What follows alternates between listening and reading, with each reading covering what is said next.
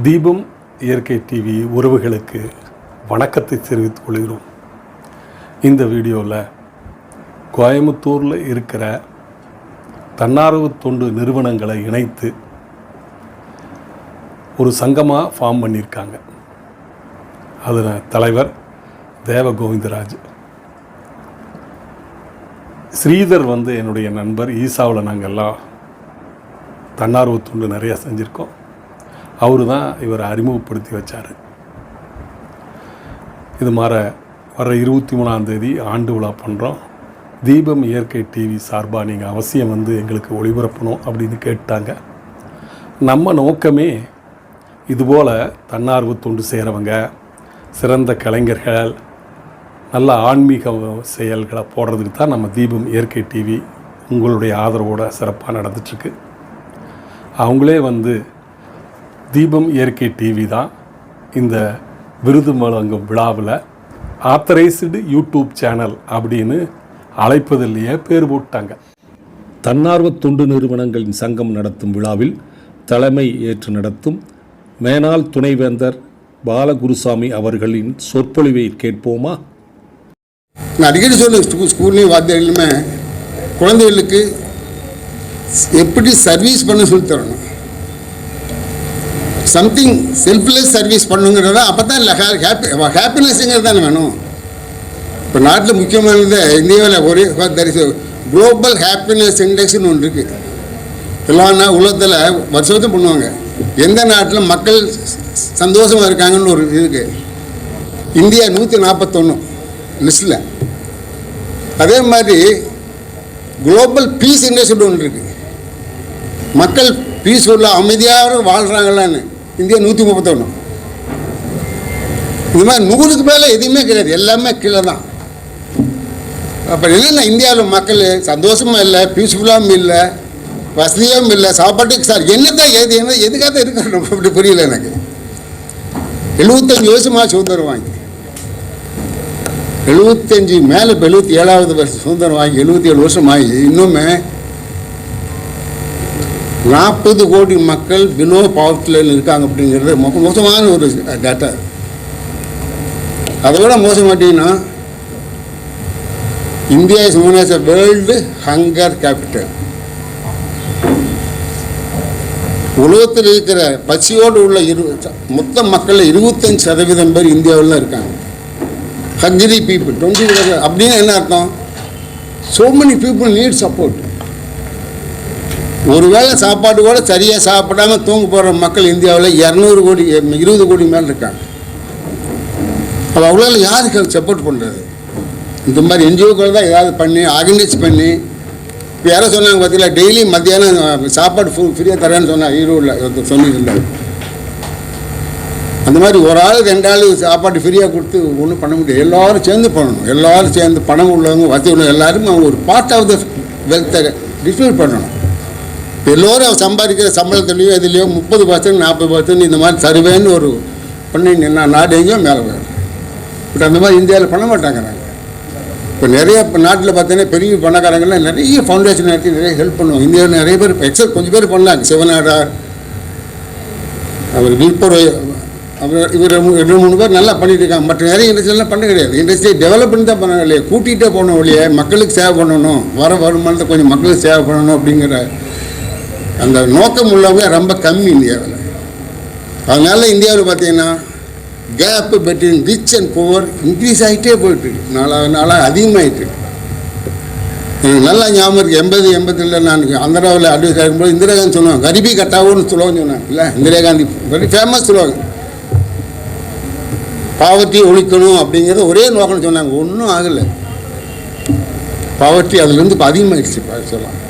இல்லை, பாப்புலேஷன் அதிகமாக அப்சல்யூட் நம்பரில் இந்தியா தான் most hungry people live in India தான். பிகாஸ் 140 கோடியில் 30 கோடி மேலே அந்த மாதிரி இருக்காங்க. அது காரணம் என்னென்னா, ஒரே ஒரு காரணம், இந்தியாவினுடைய நிலைமை பெர் கேபிட்டா இன்கம் அதிகமாக விட்டுட்டோம். ஜிடிபி பேசுகிற BJP has no meaning in making country developed country. இப்போ நம்ம பிரதமர் சொல்கிறாரு 2047 இந்தியா டெவலப்டு நாடாகும். அருமையான நோக்கம். நான் அப்துல்லா சொன்னார் 20 ஆகும்னு சொன்னார். பாவம் ஒன்றும் ஆகலை. இப்போ அதே மாதிரி தான் இவர் 2047 இந்தியா ஒரு டெவலப்டு நாடு ஆகும்னு ஒரு நம்பிக்கை அவருக்கு. அவரோட கனவு நல்ல நம்பிக்கை, நல்ல கனவு தான். பட் அவரால் ஒன்றும் பண்ண முடியாது. அவர் தனி மனிதன் தான். எல்லோரும் சேர்ந்து தான், எல்லாரும் கவர்மெண்ட் ஆர்கனைசேஷன், ப்ரைவேட் ஆர்கனைசேஷன், என்ஜிஓக்கள் எல்லாம் சேர்ந்து அது எப்படி பண்ணால் 2047 வளமான ஆகுமுங்கிற எல்லாம் சேர்ந்து பண்ணத்தான் முடியும். உடைய ஒரு கவர்மெண்ட் பாலிசியோ கவர்மெண்ட் பிளான் மட்டும் ஆகாது. அது எல்லாம் சேர்ந்து பண்ணணும். ஒவ்வொரு மனிதனும் உழைக்கணும்.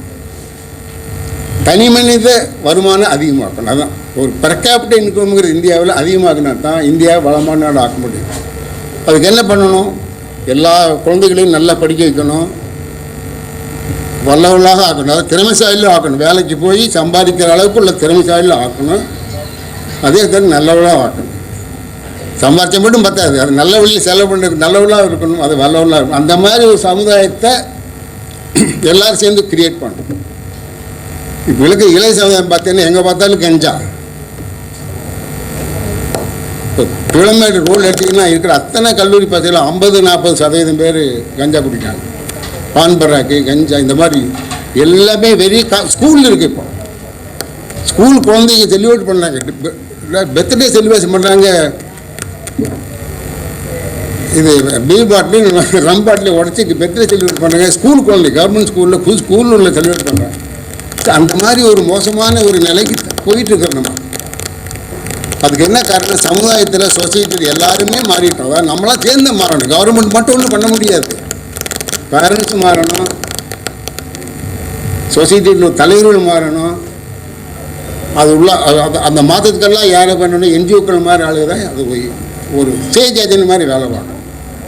You have to become social change agents. All NGOs become social change agents ஆகி என்னென்ன ப்ராப்ளம் இருக்கோ சொசைட்டியில் அதெல்லாம் எப்படி இருந்தோம்னா, அது எப்படி கவர்மெண்ட்டுடைய பார்வை கொண்டு வரணும், மற்றபடி என்ன பண்ணுங்கிறதெல்லாம் ஒரு பிளான் பண்ணி பண்ணோம்னா ஓரளவுக்கு சமுதாயத்தில் சோசியல் டெவலப்மெண்ட் ரொம்ப ரொம்ப முக்கியம்.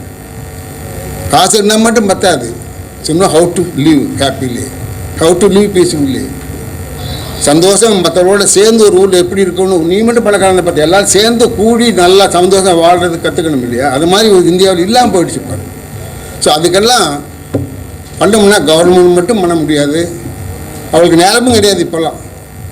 ஏன்னா அவருக்கு வர காசை சம்பளம் கொடுத்துட்டு மிச்சம் அவர் பாக்கெட்டில் போட ரெண்டுக்கு தான் சம்மந்தமாக இருக்குல்ல. மீதி டெவலப்மெண்ட் காசே கிடையாது அவங்ககிட்ட. இப்போ இந்த என்ஜிஓஸ் தான் பண்ண முடியும். அது என்ஜிஓஸுங்கிறது ரொம்ப கஷ்டமான காரியம். அதாவது நான் கவர்மெண்ட் ஆர்கனைசேஷனுங்கிறது இன்கம் இல்லாமல் பண்ண அப்படின்னுங்களுக்கு it's very very challenging job, very complex challenging job. என்ஜிஓவோட வேலை இருக்க very complex and challenging job to make social changes among society. There all levels of society, குழந்தைகள்லேருந்து மிடில்லேருந்து அப்பா வந்து ஓல்டேஜ் எல்லாத்தையும் we have to bring in there. So அந்த மாதிரி பண்ணால் தான் ஒரு காலத்தில் அட்லீஸ்ட் ஒரு another 20-40 இயரில் இந்தியா ஒரு நல்ல நாடாக வளர்ந்த நாடாக பார்க்க முடியும். வளர்ந்த நாடாக மட்டும் பார்த்தாது, நல்ல நாடாக இருக்கும், மகிழ்ச்சி உள்ள சந்தோஷமுள்ள ஒரு நாடாக பார்க்கணும்னா நம்மளாம் சேர்ந்து வேலை பார்க்கணும். அதுக்கு நீங்களாம் நிறைய பண்ணிகிட்டு இருக்கிறீங்க. இப்போ 50-60க்கு மேலே என்ஜிஓக்கெல்லாம் சேர்ந்து எல்லோரும் பண்ணிகிட்டு இருக்கீங்கன்னா நிறைய பேர் இருக்காங்க. இவர் வேலை பண்ணது 50,000 பேர் சேர்த்துருக்காரு. அதெல்லாம் கம்பேர் பண்ணது இந்த 50 பேர்த்தையும் ஒன்று சேர்த்து பண்ணியிருக்காருங்க. அது ஒரு இதை விட பெரிய காரியம் தான். என்ஜிஓக்களுக்கு என்ஜிஓல ரொம்ப பெரிய காரியம். அது ஒரு என்ஜிஓ நடத்துறதே ரொம்ப கஷ்டம். உங்களை அத்தனை பேர்த்து ஒன்று சேர்த்து கொண்டாந்து ஒரு இடத்துல உட்கார வச்சு எல்லாம் பண்ணுறதுக்கு இது பெரிய காரியம். கோவிந்தராஜில் அவங்க ரொம்ப மகத்தான சேவை பண்ணியிருக்காங்க. அவர்களுக்கு உங்கள் சார்பு, எல்லோரும் சார்பில் என்னுடைய சார்பில் அவருடைய வாழ்த்துக்கள். இன்னும் நிறைய இந்த மாதிரி பண்ணணும். ஒவ்வொரு ஆண்டுவாங்கட்டும் மட்டாது, அப்பப்போ முக்கியம் நிறையா பண்ணணும். அதுக்கு எல்லோரும் ஹெல்ப் பண்ணணும். அதாவது தனி மனிதர் உழைப்பு கொடுக்கலாம் வெளியே, அதுக்கு பணமும் தேவை. கொஞ்சம் உழைப்பெல்லாம் மட்டும் முடியாது. அதுக்கு எல்லோரும் சேர்ந்து எல்லோரும் ஹெல்ப் பண்ணணுன்னு எல்லாத்தையும் வேண்டிக் கொண்டு இந்த விழாவிற்கு அழைத்ததுக்கு சந்தமுகத்துக்கு எல்லோருக்கும் என்னுடைய வாழ்த்துக்கள், வணக்கங்கள். நீங்கள் எல்லோரும் நல்லா செய்யணும். அதாவது நிறைய பிரச்சனை வரும். என்ஜிஓவில் நிறைய வேலை பார்க்கணும், நிறைய பிரச்சனை வரும். கவர்மெண்ட்டில் ஹெல்ப் பண்ணலாம் தொந்தரவு பண்ணுவாங்க நிறைய பேர். என்ஜிஓட்டையும் காசு கேட்பான். இப்போ பணமெல்லாம் எதுவும் நடக்காது. இப்போ ரீசெண்டாக ஒரு வாரத்துக்கு முன்னால் ஒரு பட்டா வாங்கிறதுக்கு அப்ளை பண்ணேன். எனக்கு பட்டா வாங்க அப்ளை பண்ண என்ன 10,000 ரூபா வாங்கிட்டான் அந்த கீழே கணக்குள்ள. அவன் கேட்டானே சார் சார் பாசம் தெரியும் சார் பெரிய ஆள் சார் இருந்தாலும் 10,000 ரூபா ரேட் சார்ன்ட்டான். இப்போ போன வாரத்தில் ஒரு பட்டா பேர் மாற்றுறதுக்கு இப்போ வேற ஏதாவது பண்ணால் எவ்வளோ வேணும் பாருங்களேன். இதுக்கு ஒரு நிலம் எங்கள் வேலைக்காரர்களுக்கு தாராளமாக கொடுத்தா அந்த நேரத்துக்கு என் பேரை அவ்வளோ பேருக்கு மாற்றணும். இவ்வளோதான், வேற ஒன்றும் கிடையாது. லஞ்சம். எங்கள்கிட்ட இருக்கிற ஒருத்தர் லாயர் தான், அவர் ஃபேமஸ் லாயர் தான் எனக்கு ஹெல்ப் பண்ணுறாரு. அவர் சொல்லார், சார் என்ன சார் உங்கள் பேரை சொன்னேன் சார், பெரிய ஆள் சார், அவர் புக்கு நான் படிச்சுருக்கேன் சார், இருந்தாலும் 10,000 கொடுக்குன்ட்டாங்க. எல்லாமே எவ்வளோ ஒரு சாதாரண போச்சு பகல. ஊழலுங்கிறது ரொம்ப சாதாரணமாக போயிடுச்சு. அது யாரும் என்ன கலைக்கல, அது ஒரு ரேட். அது மட்டும் இல்லை. இருந்தாலும் சொன்னாரா சார் மேலே போனோம்னா அங்கே போனோன்னா டிடிக்கு 15,000 தரமா. டிடின்னு எனக்கு என்ன புரியல. அப்படின்னா டெப்லஸ் தரோம். உலகம் எங்கேயோ போயிட்டு எங்கேயோ போகிற நாட்டில் இப்போ இந்த மாதிரி தமிழ்நாடு இந்த மாதிரி ஒரு உலகம். டிஜிட்டல்ங்கிறோம், டிஜிட்டல் அட்வான்ஸுங்கிறோம், டிஜிட்டல் டெக்னாலஜிங்கிறோம். பட் நம்ம டிஜிட்டலில் பார்த்தீங்கன்னா டிடிக்கு காசு கொடுக்க வேண்டிய இருக்கு. ரொம்ப கஷ்டமாக இருக்குது நினச்சி பார்த்து. இதெல்லாம் மாத்திரம் அப்படின்னா என்ஜிஓஸால முடியும்.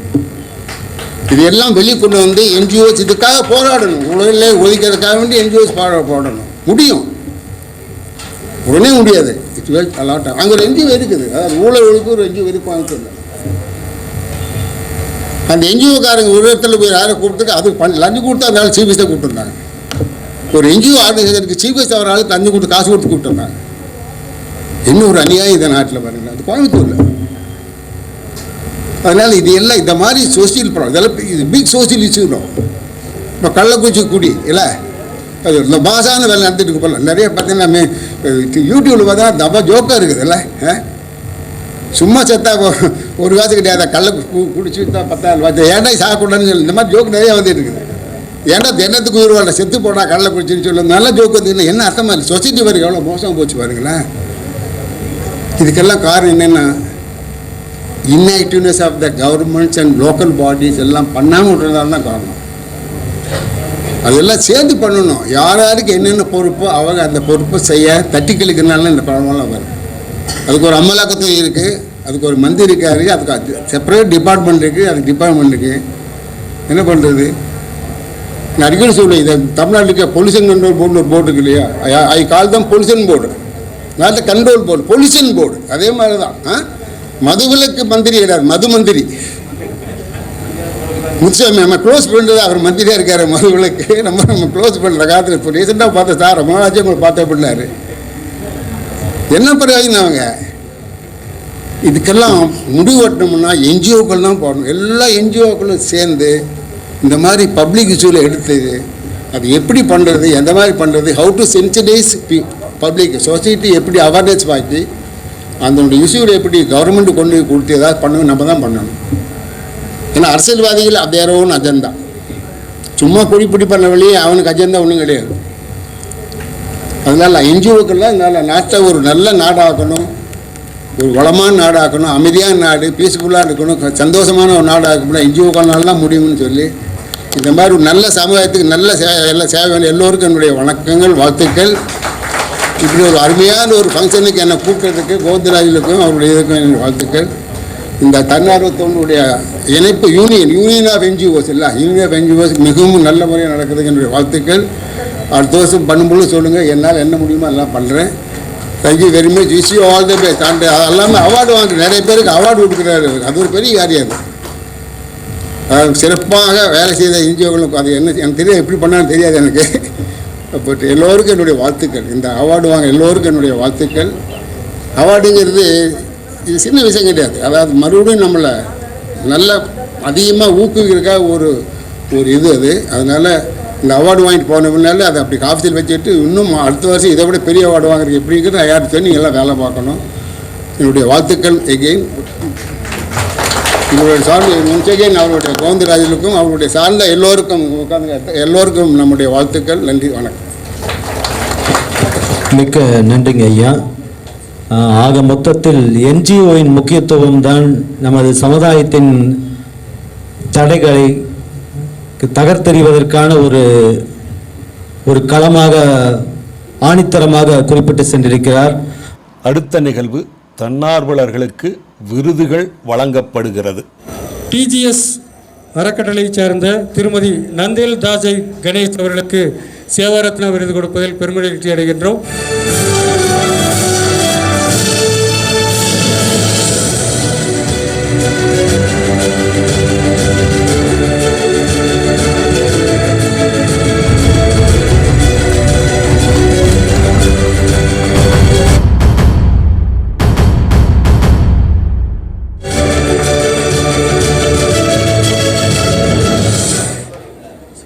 எனது அருமை சகோதரி சாய் அக்ஷயா ட்ரஸ்ட் நடத்துகின்ற மாற்றுத்திறனாளி குழந்தைகளுக்கு தொழில் கல்வி செய்து கொடுத்துகின்ற ஷர்மிளா அவர்களுக்கு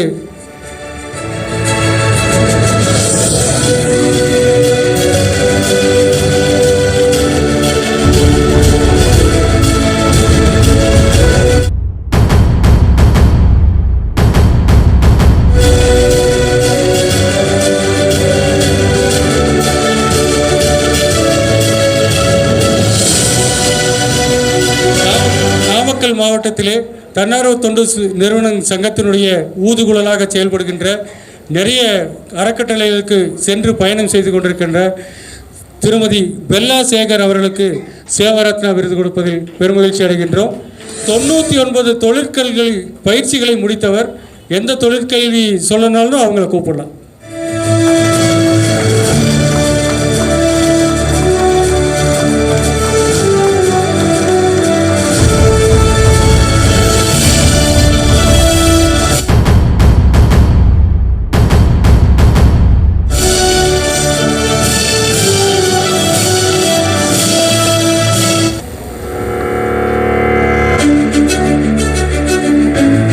திருமதி மோகனப்பிரியா பெருநாயக்கன்பாளையம் பகுதியிலே புதிதாக முதியோர் இல்லம் ஆரம்பித்து நடத்தி கொண்டிருக்கின்ற ஹோப் சோசியல் வெல்ஃபேர் ட்ரஸ்டினுடைய தலைவி மோகனப்பிரியா அவர்களுக்கு சேவாரத்னா விருது கொடுப்பதில் சங்கம் பெருமகிழ்ச்சி அடைகிறது.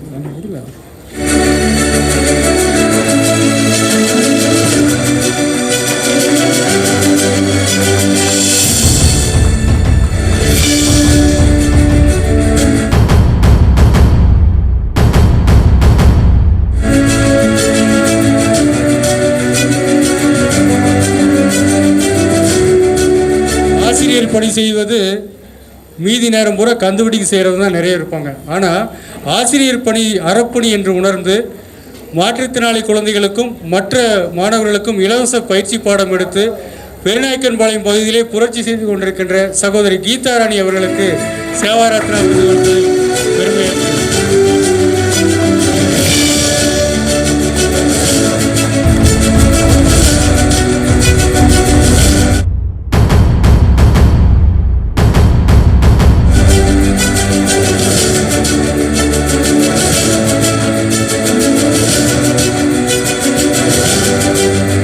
சுபம் அறக்கட்டளை அருமை சகோதரர் பிலிப் செந்தில்குமார் அவர்களுக்கு சேவாரத்னா விருது அளிக்கிறோம்.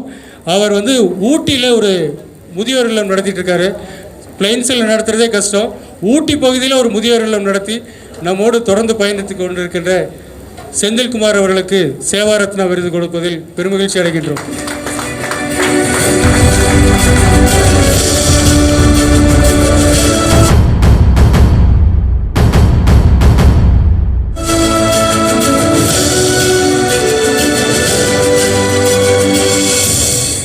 கவுண்டம்பாளையம் பகுதியிலே மனநலம் பாதிக்கப்பட்ட குழந்தைகளுக்காக இல்லம் நடத்தி கொண்டிருக்கின்ற கருணை இல்லம் நடத்தி கொண்டிருக்கின்ற சகோதரர் MA பிரசன்னகுமார் அவர்களுக்கு சேவாரத்னா விருது வழங்குவதில் TTNS சங்கம் பெருமகிழ்ச்சி அடைகின்றது.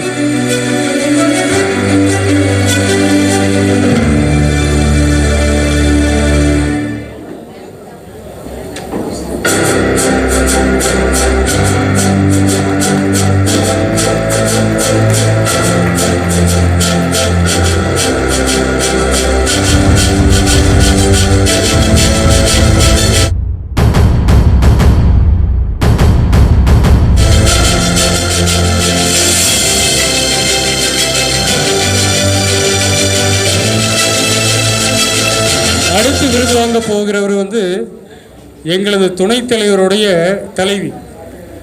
ஒரு தனியாக அறக்கட்டளை நடத்தி நிறைய விஷயங்களை தன்னார்வத்தோடு செய்து கொண்டிருக்கின்ற என்ஏசி ட்ரஸ்டினுடைய ஸ்னேகா சாம் அவர்களுக்கு சேவா ரத்னா விருது கொடுப்பதில் பெருமகிழ்ச்சி அடைகின்றேன்.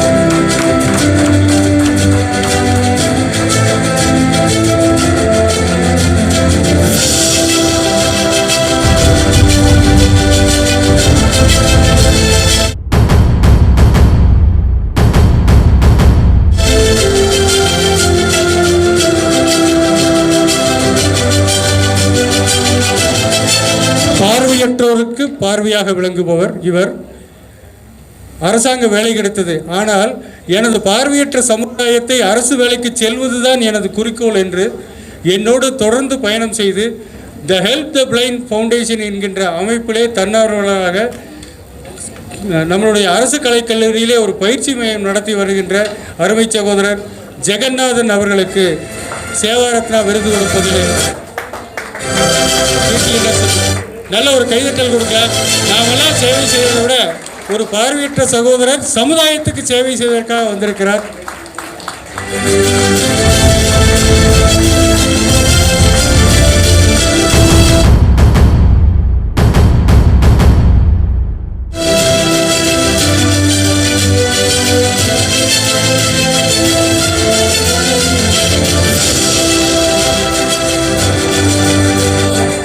மாற்றுத்திறனாளிகள் சமுதாயத்திலே மாற்றம் ஏற்படுத்த முடியும் என்பதை நிரூபித்துக் கொண்டிருக்கின்ற 75 வயசில் நான்லாம் நடப்பனான்னு கூட தெரியல, ஆனால் எங்கே மீட்டிங்னு சொன்னாலும் முதலாளாக இருப்பார். இன்றைய மீட்டிங்க்கு 5 மணினா 4:45க்கு அவருடைய பதிவு இருந்தது. மாற்றுத்திறனாளி சமுதாயத்திற்காக தொடர்ந்து பணிபுரிந்து கொண்டிருக்கின்ற மாற்றுத்திறனாளி மாருதி வெல்ஃபேர் ட்ரஸ்டினுடைய தலைவர் சகோதரர் CV பாலகிருஷ்ணன் அவர்களை பாலசுப்ரமணியம் அவர்களுக்கு சேவா ரத்னா விருது கொடுப்பதில் TTNS சங்கம் பெருமகிழ்ச்சி அடைகின்றது.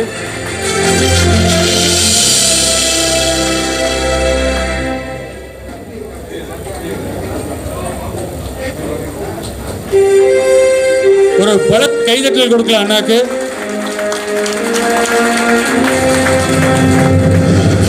விவசாய கல்லூரியிலே பணிபுரிந்து ஓய்வு பெற்றவர்.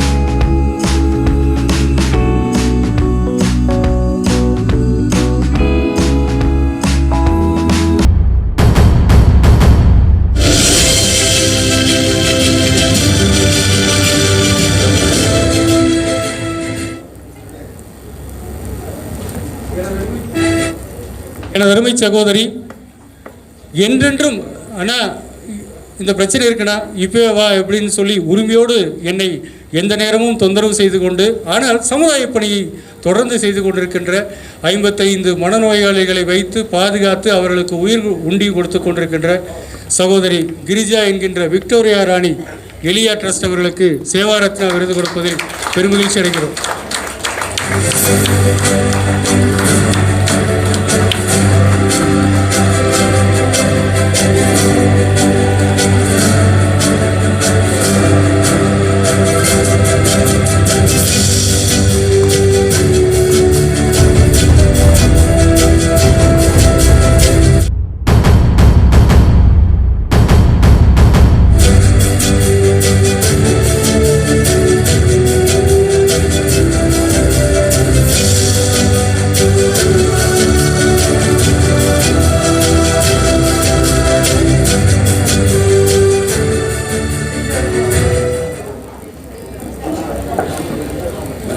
எங்களது சங்கத்தினுடைய துணைத் தலைவர், தமிழ்நாட்டிலே 4 இடங்களிலே இல்லங்கள் நடத்துபவர், தனது உடல்நிலையும் பாராமல் எந்த பணி கொடுத்தாலும் உடனடியாக செய்கின்ற, கோவை அன்பு இல்லம் நடத்துகின்ற சகோதரர் இம்தியாஸ் அவர்களுக்கு சேவரத்னா அளிப்பதில் மிக மகிழ்ச்சி அளிக்கிறோம்.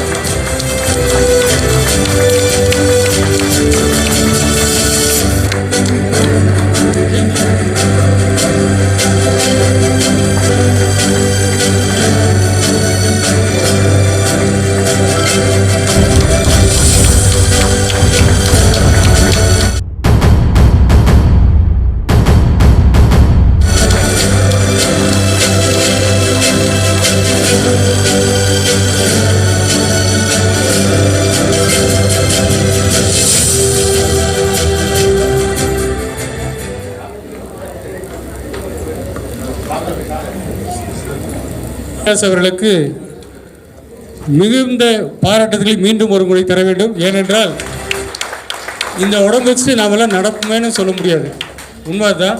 ஆனால் இதையும் மீறி எப்பெல்லாம் கூப்பிட்றோமோ அப்பெல்லாம் ஓடி வந்துடுவார். ஏதாவது வேலை சொன்னால் உடனே போய் நிற்பார். இது போக இல்லம் நடத்துவது போக நிறைய ஆர்கனைஸ் பண்ணி 15 மாற்றுத்திறனாளிகளுக்கு மாதம் அவருடைய சார்பில் உணவுப் பொருட்களையும் கொடுத்து வருகிறார். எல்லாம் தொடர்ந்து வேலை செஞ்சுட்டே இருப்பார். ஒரு மிகப்பெரிய பாராட்டுதலை இம்தியாஸ் சகோதரர் அவர்களுக்கு கொடுக்க வேண்டும்.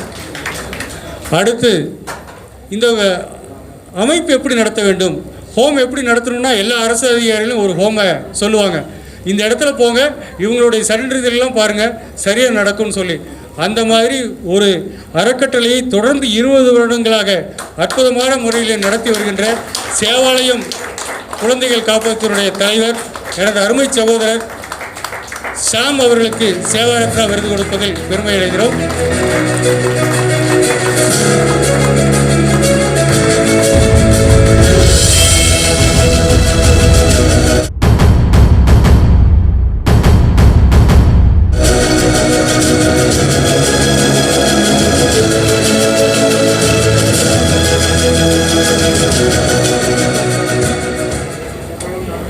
ஆனந்தம் வீட்டில் தான் இருக்குன்னு சொல்லுவாங்க. ஆனால் இந்த முதியோர் இல்லத்தின் பெயரிலும் சரி, முதியோர் இல்லத்திலும் சரி, ஆனந்தம் முதியோர் இல்லம் நடத்துகின்ற அருமை சகோதரி பானுமதி மற்றும் விஜயகுமார் அவர்களை சேவாரத்னா விருது வாங்க அன்போடு அழைக்கின்றோம்.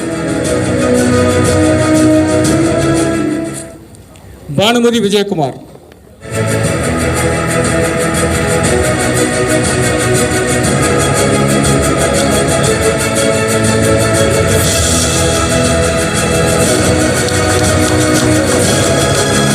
விஜயனா மேலே வாங்க.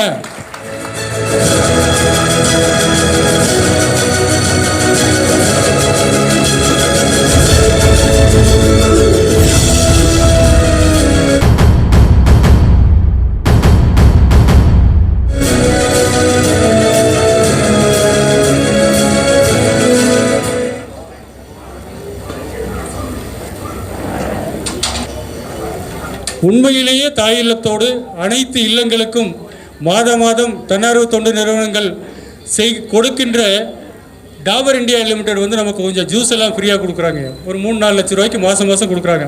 அதை சூலூர்லேருந்து எடுத்துகிட்டு அவரே ஒரு driver, auto driver.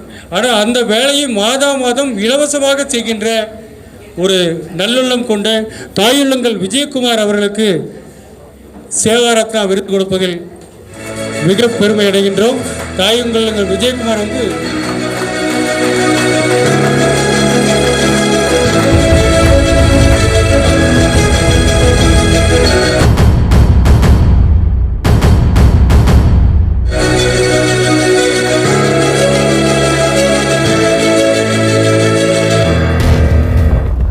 தெய்வத்திரு Damodarasamy Naidu சுதந்திர போராட்ட வீரர் மற்றும் ஸ்ரீ அன்னபூர்ணா குழுமத்தின் நிறுவனர் ஆவார்.